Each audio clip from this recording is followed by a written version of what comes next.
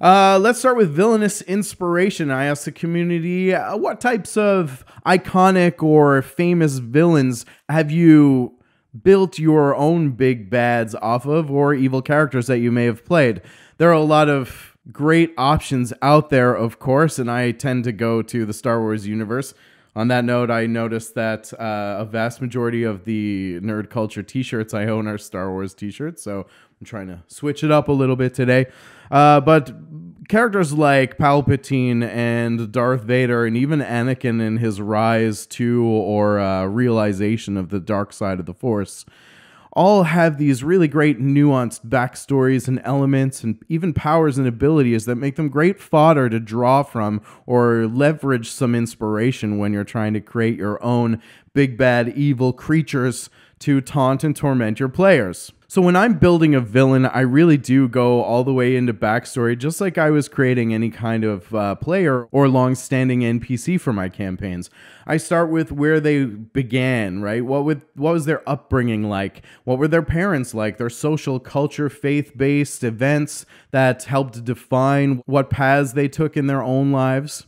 I really do believe that villains and NPCs in general are much more interesting when they act with what they believe to be the best interests or the best outcomes in mind. So I always take into account that idea that a villain is acting in a way that he or she believes will produce the best outcome overall, no matter what the cost.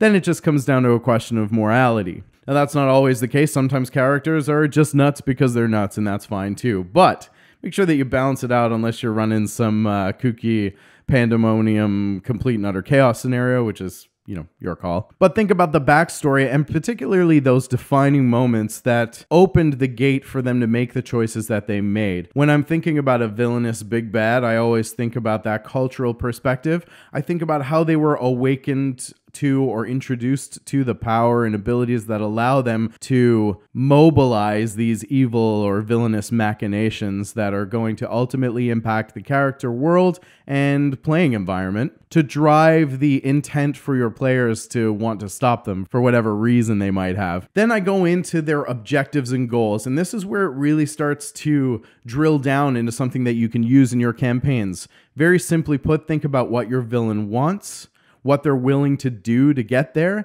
and how they go about achieving those goals. And that instantly becomes your North Star for directing how that villain's going to act and react in a very organic and honest way in your game world.